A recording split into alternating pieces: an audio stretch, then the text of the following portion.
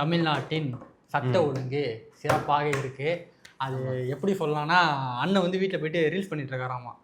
Steel சாமான உருவி உன ஓட ஊற்றுவோம் சதுரி காட்டு மேலே மிட்டாயை ஓட்டுவோம். ஆமா, நாகப்பட்டினத்துல 2 கொலை நடந்திருக்கு. ரெட்டை கொலை நாகப்பட்டினத்துல. ஒன்று வந்து ரயில்வே ஸ்டேஷன் கிட்ட ஏதோ நடந்திருக்குன்னு நினைக்கிறேன். இன்னொன்று வந்து ஏதோ ஒரு இடத்துல நடந்து. நீங்க தவறான செய்தி சொல்றீங்க. என்னது? அந்த நாகப்பட்டினம் எங்க இருக்கு? நாகப்பட்டினம் எங்க இருக்கு? திருவாரூர் பக்கத்துல அங்க ஒரு ஊர்ல சின்ன கிராமம் அந்த நாகப்பட்டினம். அந்த நாகப்பட்டினத்துலதான் அங்க கொலை நடந்துச்சு. நீங்க தவறான இது பரப்புறீங்க. அப்புறம் உங்க மேல நடவடிக்கை எடுக்க போற சட்டப்படி. குஜராத்ல நாகப்பட்டினம்ங்கிற ஒரு டிஸ்ட்ரிக்ட். ஆமா, அங்கதான். அங்க தமிழ்நாட்டுல ஒரு கொலை நடக்கல இந்த 4 நாள்ல. ஒரு சட்ட ஒழுங்குக்கு எதுவுமே நடக்கலங்க. நீங்க எல்லாம் ஃபேக் நியூஸா போட்டுட்டு இருக்கீங்க. இதுவே போன ஆட்சியில நடந்து இருந்ததுன்னு வச்சுக்க, ஊப்பிலே நடந்திருந்தாலும் கொக்கா மௌன இங்கதான் நடந்துச்சுன்னு. ஆமா, இப்ப நாங்க என்ன பண்ணோம்? சரி, இது வந்து குஜராத் நாகப்பட்டினம். 2-3 நாள் முன்னாடி ஒரு பொண்ணு கை கால்லாம் கட்டப்பட்டு ஆமா யூபில அதானே. யூபி எதுனால இனிமே எது நடந்தாலும் வடநாட்டுல நடந்ததுன்னு சொல்லி அங்கதான் நடந்துச்சுன்னு சொல்றாங்க. அப்ப போன ஆட்சியில அங்க நடந்தாலும் இங்க நடந்த மாதிரி பேசுவாங்க. இவங்களை வச்சு என்ன என்ன என்ன பங்கு? நீங்க வந்து தவறான செய்தியை பரப்புறீங்க, எங்க அண்ணனுக்கு எதிராக செயல்படுறீங்க. கரெக்ட். ஆமா, கண்டிப்பா நீங்க இப்பெல்லாம் பதிவு போடாதீங்க. சரி, உண்மையை பேசுனீங்கன்னா உங்க ஐடி முடக்கப்படும். சரி, நான் அது குஜராத்லயே நடந்ததா இருக்கட்டும்பா. நான் தமிழ்நாட்டு விஷயத்துக்கே வரேன்ப்பா. பாட்டிலுக்கு 10 ரூபான்னு பாட்டு பாடிய தளபதி இப்ப பாட்டிலுக்கு 20 ரூபா வாங்குறாங்களாமே. எங்க? அப்படியா? தமிழ்நாட்டுலப்பா. பொய் சொல்லாதீங்க. எங்க வாங்குறாங்க? தமிழ்நாட்டுல பாட்டிலுக்கு 20 ரூபா வாங்குறாங்க. இல்லையா? இருக்கா இல்லையா? எங்க அண்ணன் அப்படிலாம் பண்ண மாட்டாரு. உங்க அண்ணன் வாங்கலையா? அண்ணையா வாங்குறாரு. ஒயின் ஷாப்ல 20 ரூபா வாங்குறாங்களாம். எங்க அண்ணன் ஆட்சி வந்துட்டாருன்னா வாங்க மாட்டாருங்க. அதான் சொல்றேன்டா நானே, அண்ணன் தான் ஆட்சியில இருக்காரு, மரியாதை அவ்வளவுதான் உனக்கு. அப்படியா? சொல்றேன்டா, 20 ரூபாய் எக்ஸ்ட்ரா ஆயிடுச்சு, விலை வேற கூடி போச்சுன்னு வாங்காம இருப்பீங்களா? அப்ப போதையை ஒழிச்சிடலாம். விலைவாசி ஏறிடுச்சுல, அதனால 20 ரூபா வாங்கி இருப்பாங்க. சரியான ஸ்ட்ராட்டஜி டே அப்பா. நம்ம ஸ்ட்ராட்டஜி 10 ரூபான்னு 10 ரூபாய் தானே அப்படி இருக்கும். 20 ரூபாய் இன்னும் 10 ரூபாய் கூட கொடுக்கணுமா? நீங்க வாங்குறத நிறுத்திடுவீங்க.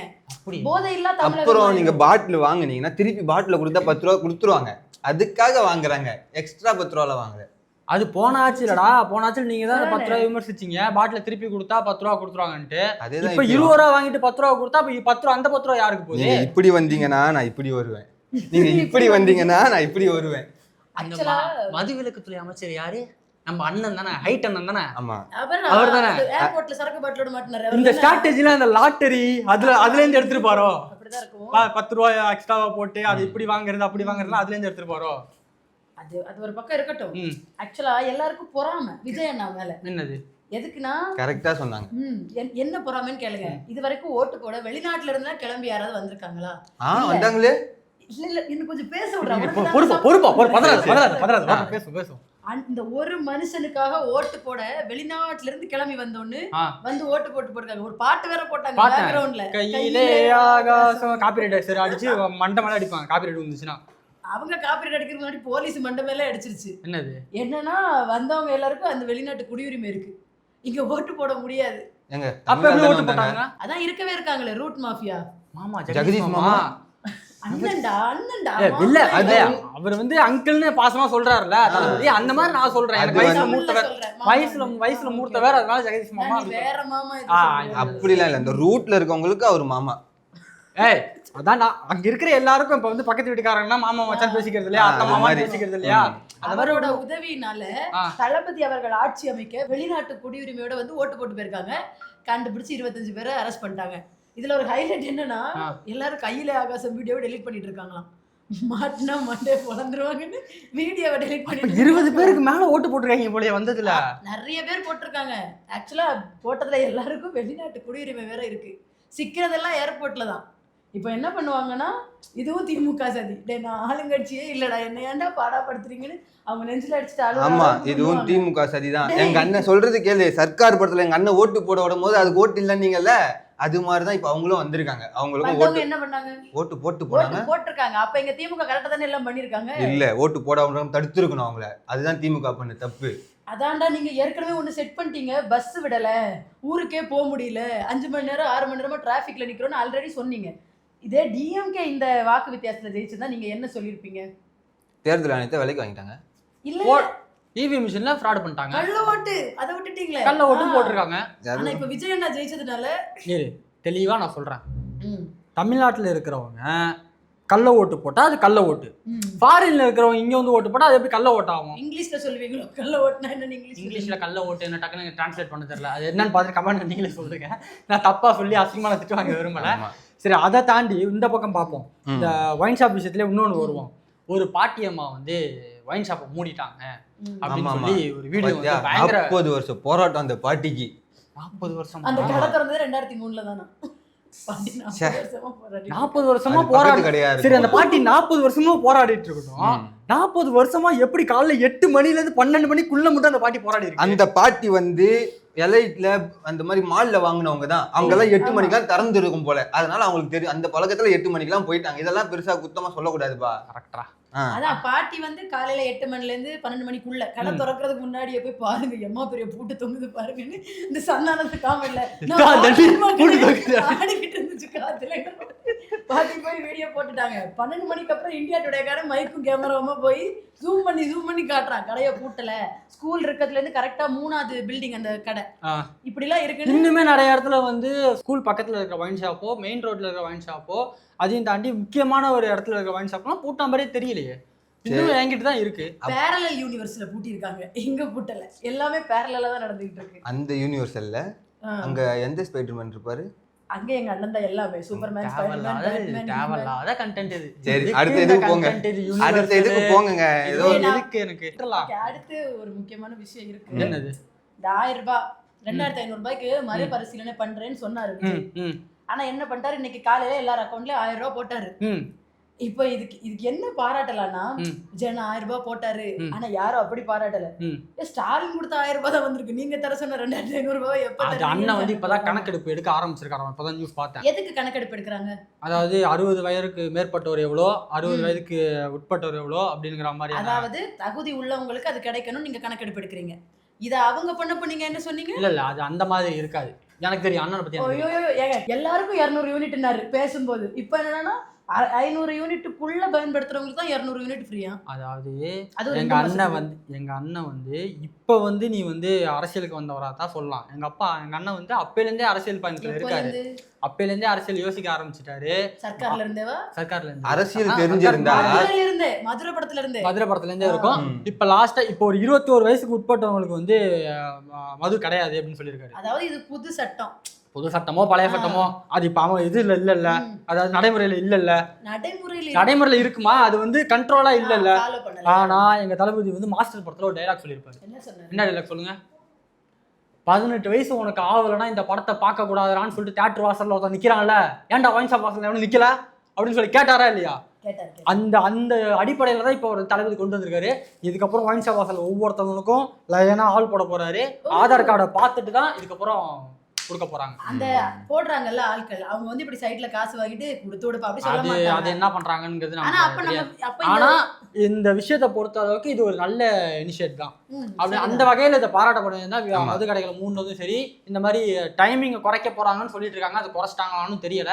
அதுக்கப்புறம் இந்த மாதிரி 21 வயசுக்கு மேல இருக்கிறவங்க மட்டும் தான் கொடுக்கணும் அப்படிங்கிறது ஒரு நல்ல இனிஷியேட் தான். முறையா ஃபாலோ பண்ணி அதுல ஏதாவது ஒரு சின்ன மாற்றம் வந்துச்சு அப்படின்னாலுமே அது மாற்றம் தான். இது வரைக்கும் ஏமாற்றமா போயிட்டு இருக்கு, இனிமேல் மாற்றம் வருதான்னு பார்க்கலாம். ஆனா அதுலயும் திருப்பி அதே மாதிரிதான் நடக்குது.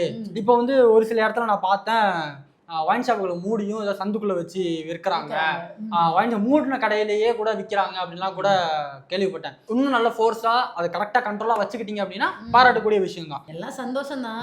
அண்ணன் நல்லது பண்ணா நல்லது உள்ளபடியா பாராட்டும். ஏன்னா இப்போ இந்த 8 மணிக்கெல்லாம் ஒயின் ஷாப்பை மூடுறது, இந்த ஒரு சில கடைகள் ஹைவேஸ்ல மூடினது, இதெல்லாம் வரவேற்கத்தக்கதான். அந்த 21 வயசு ஸ்கூல் பசங்க எல்லாம் குடிச்சிட்டு இருந்தாங்க. இப்போ அதெல்லாம் தடுத்தா ரொம்ப நல்ல விஷயம் தான். முடிஞ்சா 5000 கடையும் மூடிட்டாருன்னா இன்னும் நல்லா இருக்கும். இதெல்லாம் இருக்கட்டும். நீட் ஒரு பெரிய பிரச்சனை ஆயிட்டு இருக்கு. ஆமா, அதான் நீட் அண்ணன் சொல்லிட்டாரு. நீட்டுக்கு வந்து அவங்க வந்து எதிர்ப்பு தெரிவிக்கிறோம் அப்படின்லாம் சொல்லிட்டு அண்ணன் வந்து சொல்லிட்டாரு. சரி, எதிர்ப்பு தெரிவிக்கிறாரு. இதுக்கு முன்னாடி இருந்த அரசாங்கம் என்ன செஞ்சாங்க? எதிர்ப்பு தெரிவிச்சாங்க, மசோதா நிறைவேற்றினாங்க. அந்த மசோதாவை சென்ட்ரலுக்கு அனுப்ப விடாம நமக்கு ஒருத்தர் இருந்தாரு, ஆட்டுதாடி ஒண்ணு. அது வந்து சீட்ல போட்டு மேல ஏறி உட்கார்ந்து இருந்தாரு. அப்பெல்லாம் அண்ணன் என்ன பேசினாரு? என்னமோ நீட்டை ஒழிச்சிருவேன்னு சொன்னீங்க, இப்போ என்ன பண்ணிட்டு இருக்கீங்கன்னு கேட்டார்ல. அண்ணனும் இப்போ வந்து இனிஷியேட்டிவ் எடுத்திருக்காரு. இதே அண்ணன் வந்து ட்விட்டர்ல ட்வீட் போட்டிருக்காரு, நீட்டை வந்து நீட் இல்ல அதை விட பெரிய இனிஷியேட்டிவ் ஒன்று எடுத்திருக்காரு. என்னது? நீட்டை தடை பண்ணணும்னு போராடின மாணவர் அமைப்பை அங்கேயே அடிச்சு நொறுக்கி அவங்களுக்கு அப்படியே முடங்கிட்டாங்க, இப்போ கைது பண்ணிட்டாங்க. இதுக்கு முன்னாடி இந்த கடைசி 5 வருஷத்துல இந்த மாதிரி நீட்டுக்காக போராடின மாணவர்களை இந்த அளவுக்கு நடத்தினதே கிடையாது. ஆனா வெரி ராங் ப்ரோ. அதெல்லாம் அண்ணன் ஒத்துக்க மாட்டாரு. இப்ப நீ போராட்டம் பண்ற அப்பதானே பிரச்சனை இருக்குன்னு எல்லாருக்கும் தெரியும். தூக்கி உள்ள வை, யாருக்கு தெரிய பிரச்சனை இருக்கு. நான் ரூட் மாஃபியா வச்சு வேற எல்லாத்தையும் பரப்புவேன். நாகை சொல்ற மாதிரி இந்த மாதிரி ஒரு சுச்சுவேஷன் தமிழ்நாட்டில் எப்போ இருந்ததுன்னா 2018-19 இந்த நீட்டு உள்ள வந்த காலகட்டங்கள்ல, அனிதா இறந்த காலகட்டங்கள்ல தொடர்ச்சியா மாணவர் அமைப்புகள் போராடிக்கிட்டே இருந்தாங்க. போராடிட்டே இருந்தவங்களை இந்த எடப்பாடி பழனிசாமி ஆட்சியில என்ன பண்ணாங்கன்னா கைது பண்ணது மட்டும் இல்லாம அவங்களை சிறையில் அடைச்சாங்க. அப்படி சிறையில் அடைக்கப்பட்ட ஒரு ஆள் நானும் ஒரு ஆளு. ஆமா, ஜெயில அதே சுச்சுவேஷன் இப்போ திரும்பவும் நடக்குது. முன்னாடி இருந்த ஆட்சியில போராட்டம் பண்ணாங்க, அவங்களுக்கு போராட்டத்துக்கு வழி விட்டு அவங்க கோரிக்கையை கேட்கவா செஞ்சது இந்த அரசு. இவங்களை போராட்டவே விடாம காவல்துறையை வச்சு அடிச்சு நொறுக்கி ரொம்ப அராஜகமான முறையில ஆட்சி நடத்தணும்னு நடக்கிறாரு. ப்ரெடிக்டபிள். ஏன்னா அண்ணன் கொஞ்ச நாள்னா இந்த பரிசெல்லாம் கொடுத்துட்டு இருந்தாங்கல்ல பாஸ் ஆன மாணவர்களுக்கு.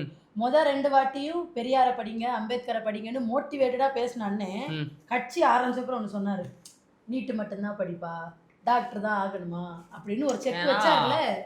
அண்ணனுக்கு தெரியும் அதை எப்படி சமாளிக்கணுங்கிறது தெரியும், எல்லாமே தெரியும். இப்போ முன்னாடியாவது அண்ணன் வந்து பிரச்சாரத்துக்கு போயிட்டு இருந்தாரு, ஒரு கட்சியை ஆரம்பிச்சு எல்லாம் பண்ணிட்டு இருந்தாரு.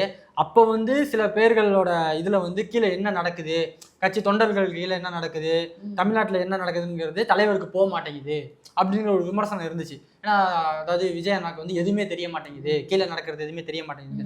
இப்போ வந்து அவர் தமிழ்நாட்டோட ஒரு முதலமைச்சராக இருக்காரு. அப்படிங்கும்போது கண்டிப்பா உளவுத்துறை மூலமாவோ நிறைய விஷயம் மூலமாவோ அவருக்கு எல்லாமே தெரியாமலாம் இருக்காது, கண்டிப்பா தெரிய வந்துடும். அதுக்கு உடனடியாக நடவடிக்கை எடுத்து அதுக்கான இது பண்ணா நல்லா இருக்கும். அது இந்த நீட்டுக்கு போராடினவங்களை அரெஸ்ட் பண்ணதுங்கிறது எந்த வகையில் அது கரெக்டா இருக்குன்னு தெரியல. அது உங்க பார்வைக்கு அப்பாற்பட்டு நடந்திருக்கிறதுக்கு வாய்ப்பு இல்லை. ஏன்னா போலீஸ் முழுக்க முதல்வர் கட்டுப்பாடு. ஏன்னா அந்த துறை, அதாவது காவல்துறைக்கு இதுவே அவர் கண்ட்ரோல் தான் இருக்குங்கும் போது அது அப்படி நடந்திருக்க வாய்ப்பு இல்லை. எனக்கு தெரிஞ்சு என்னமோ இப்போ அந்த ரிப்பன் பில்டிங்ல தூய்மை பணியாளர்கள் போராடினாங்க. ஆமா, அப்போ வந்து இந்த அரசு அவங்கள மதிக்கல, காது கொடுத்து கேட்கல அப்படின்னு சொல்லி அவங்க வீட்டுக்கே வர வச்சு ஆறுதல் கொடுத்தாப்புல. ஆமா, அது மாதிரி இப்போ இந்த மாணவர் அமைப்ப அண்ணனே அவரோட காவல்துறையை வச்சு ஏவி விட்டுருக்காப்புல. இந்த ஏவல் இதை வச்சு ஏவிட்டாப்புல. அதுதான் மாற்றம். நீங்க கேட்ட மாற்றம். அவங்களையும் வீட்டுக்கு கூப்பிட்டு ஆதரவு கொடுப்பாரா இல்ல எதனா பண்ணுவாரா? வீட்டுக்கு நான் என்ன சொல்றேன்னா, இதுக்கு முன்னாடி நீங்க ஒரு செலிபிரிட்டி, கட்சி தலைவரை தாண்டி உங்களை ஒரு நடிகரா மட்டுமே பார்த்துட்டு இருந்தாங்க. அதனால நீங்க வந்தா கூட்டம் வந்துடும். இப்போ பஸ் மேல ஏறி நின்று பேசின எல்லா இடத்துலயும் நீங்க சொன்ன ஒரு வார்த்தை இருக்கு, உங்களுக்காக வந்திருக்கேன், எல்லாத்தையும் விட்டுட்டு வந்திருக்கேன். இது நாள் வரைக்கும் வரல. நீங்க பேசினதெல்லாம் நம்பி எதையுமே யோசிக்காம உங்க கையில தமிழ்நாட்டை தூக்கி கொடுத்துட்டாங்க. இனிமேலும் நான் வந்தா கூட்டம் வந்துடும், நான் வந்தா ஆள் சேர்ந்துரும், அப்படி ஆயிரும் சொல்ல மாட்டாரு. ஏன்னா தளபதி வந்து தெளிவா சொல்லிட்டாரு, நான் வந்து ஜெயிச்சதுக்கு அப்புறம் கண்டிப்பா என்னோட தொகுதி மக்களை நான் பார்க்கறதுக்கு வருவேன், மாசத்துக்கு 2 தடவை வருவேன், பெரம்பூருக்கு போவேன். ஜெயிச்சாங்களே, உங்களையே ஒட்டுமொத்தமா ஜெயிக்க வச்சுட்டாங்க. இன்னொன்னு நீங்க நின்று 2 தொகுதியில நீங்க ஜெயிச்சாங்க. நாங்க நன்றி சொல்ல மாட்டோம், வாயால சொல்ல மாட்டோம். நன்றி கடனை எப்படி செலுத்துறோம்னு மட்டும் பாரு. தமிழ்நாட்டை அடுத்த கட்டத்தை கொண்டு போய் நாங்க நன்றி கடனை செலுத்துவோம். சரி, மோடிக்கு எதுக்கு நன்றி சொன்னீங்க? அது வந்து அவர் வந்து வாழ்த்து தெரிவிச்சாரு. இந்த மக்கள் உங்களை ஓட்டு போட்டு சிஎம் ஆக்கி இருக்காங்க. அது அதுக்கு நான் நன்றி கடன் பார்க்கணும் நான் சொல்லல, நீங்க போக மாட்டீங்க. எனக்கு ஆமா, ஓட்டு போட்ட மக்களுக்கு நன்றி சொல்லி ஒரு ட்வீட் அதெல்லாம் போடுவாங்க. அதாவது பழைய ஆட்சியில் இருக்கிறவங்க நிறைய தவறு பண்ணி வச்சுட்டு போயிருக்காங்க, அதெல்லாம் சரி பண்ணிட்டு அது சரி பண்றதுக்கே இங்க வந்து நேரம் பத்தல. அதுக்கு மேல இதுக்கு வேற இது மட்டும் இல்லாம சட்டமன்றத்துல போய் உட்காந்தா கேள்வி மேல கேள்வி கேக்குறீங்க. அதுக்கு நான் ப்ரிப்பேர் பண்ணி வீட்டுக்கு போய் ட்விட்டர் சட்டமன்ற விஷயத்துல நம்ம எல்லாம் ரொம்ப தப்பு பண்றோம். நம்ம எல்லாம் பெரியாரை ஃபாலோ பண்றோம். பெரியார் என்ன சொல்லியிருக்காரு? பாதிக்கப்பட்டவங்க பக்கம் நிக்கிறதா அறம். சட்டமன்றத்துல பாதிக்கப்பட்டது யாரு? முழுக்க பாதிக்கப்பட்டது நம்ம அண்ணன். ஆனா நம்ம அவர் பக்கம் இல்ல. ஆமா, ஒருத்தரை கூப்பிட்டு வந்து குஜிலி மஸ்ட் பண்ணுவீங்க சட்டமன்றத்துல, நாங்க எல்லாம் மத்தவங்க சும்மா இருப்பாங்களா? ஆமா, கேஸ போட்டு விட்டீங்கன்னா நான் உங்க பக்கம் நிக்கிறேன். ஆமா, 3 பேர் மேல கண்டிப்பா போட்டே ஆகணும். அந்த இது மாதிரி சொல்றாராம், முதலாளிய சின்ன பசங்களாம் தலையில அடிக்கிறானுங்கப்பா அப்படிங்கிற மாதிரி உட்காந்து பாவமா இருக்குன்னு உன்னை பார்த்தா. அதுதான் தயவு செஞ்சு அடுத்த சட்டமன்ற ஸ்பீச்சுக்கு ரொம்ப அடுத்த சட்டமன்றம்லாம் இல்லப்பா, இந்த சட்டமன்றம் இதுக்கு மேல போட்டா என்ன ரொம்ப முடிச்சு விட்டுருவாங்க, குஜிலி மஸ்ட் பண்றாங்க. அதாவது அண்ணன் தள்ளி தான் வச்சிருக்காரு. அடுத்த சட்டமன்றம் தான் கண்டிப்பா அண்ணன் வந்து ப்ரிப்பேர் ஆயிட்டு பயங்கரமா வருவாரு. டியூஷன் போறாராம் அடுத்த சட்டமன்றத்துல பேசுறதுக்கு. தனி கண்டிப்பா ஸ்பெஷல் நல்லா கிளாஸ் பேசு. போயிட்டு இருக்கு. ஆமா. அதுக்கு முன்னாடி ஆளுநர் உரை இருக்கு அந்த சட்டமன்றத்துல. தமிழ் தாய் வாழ்த்து எப்போ பாடுறாங்க எல்லாம் இருக்கு. மறுபடியும் ஆளுநரோட புரோட்டோகால்ங்கிற வார்த்தை உங்க வாயில இருந்து வராம இருந்தாலே நாங்க ரொம்ப சந்தோஷம். ஆமா. அதுலயும் இன்னொன்னு முக்கியமா, ஆளுநர் தமிழ்நாடு அரசு எழுதி கொடுத்த உரையை முழுசா வாசிக்கிறாரா, அதுவும் இருக்கு. அதுக்கு அண்ணன் எப்படி வாசிக்கிறாரா இல்லையா, அதுக்கு கரெக்டான அண்ணன் எப்படி ரியாக்ட் பண்றாருன்றதுலயும் இருக்கு. ஆமா, இவ்வளவு இருக்கு சட்டமன்றத்திலேயே. இதெல்லாம் நடக்குதுங்கிறத இதெல்லாம் நமக்கே தெரிஞ்சிருக்கு, அவருக்கு தெரிஞ்சிருக்கணும் கண்டிப்பா ஒரு முதல்வர்ன்ற முறையில. கண்டிப்பா அவர் வந்து இதுக்கப்புறமாவது கீழே நடக்கிறது எல்லாத்தையும் என்ன நடக்குதுங்கிறத பார்த்து கரெக்டான இது பண்ணணும். இன்னொன்று அவர் கொடுக்குற ஒரு விஷயத்த, அதாவது இந்த மாதிரி ஒயின் ஷாப் மூடணும், இது மாதிரி 8 மணிக்கு மேலே விற்கக்கூடாதுன்னு சொல்கிறது, அதெல்லாம் கரெக்டாக நடக்குதா அப்படிங்கிறதையும் ஃபுல் கண்ட்ரோலில் வச்சுருந்தா நல்லாயிருக்கும். மாற்றம்னு வந்திருக்கீங்க, அது ஏமாற்றமா இல்லாமல். அதுவும் இல்லாமல் அந்த துறையை மதுபுழக்க துறையை வர அவர்கிட்ட கொடுத்துருக்காங்களாம். அவங்க மச்சான் என்ன சொல்றாருன்னா, அவரை திருட விடாம பார்த்துக்கோங்கன்றாரு. அவங்க மச்சானே விட்டா 1000 கோடி அடிச்சிருவாப்புல அசால்ட்டா, அவரை கொஞ்சம் திருட விடாம பாத்துக்கோங்க. காப்பிரைட் நமக்கு இல்லாம மாமனாருக்கு போகுதுங்கிற வருத்தம், வேற ஒண்ணும் இல்லை. சரி, ஓகே, பொறுத்திருந்து பார்ப்போம் என்ன பண்றாருன்ட்டு. நன்றி.